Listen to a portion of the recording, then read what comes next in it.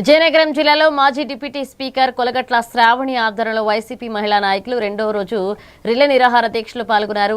దిశ చట్టం రద్దు నిర్ణయాన్ని వ్యతిరేకిస్తూ మహిళల భద్రత కోసం ఆ చట్టాన్ని కొనసాగించాలని డిమాండ్ చేశారు. అలాగే డిఎస్సీ నియామకాలపై సిబిఐ విచారణ జరపాలని, మెరిట్ లిస్టు విడుదల చేసి మంత్రి నారా లోకేష్ రాజీనామా చేయాలని కోరుతూ ప్రభుత్వ జీవో ప్రవక్తలను దగ్నం చేశారు.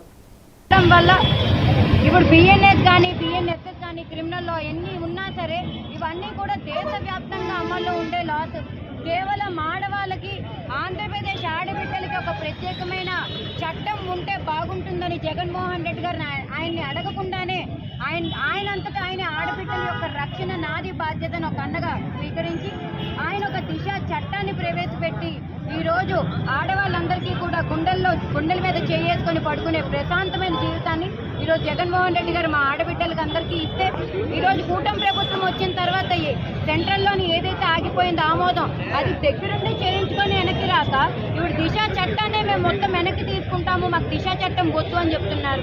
నిజంగా మీరు దిశ చట్టం వద్దు అనుకుంటే ఎందుకు దిశ యాప్ని శ్రీశక్తి యాప్ కింద ఎందుకు మార్చారని అడుగుతున్నాను.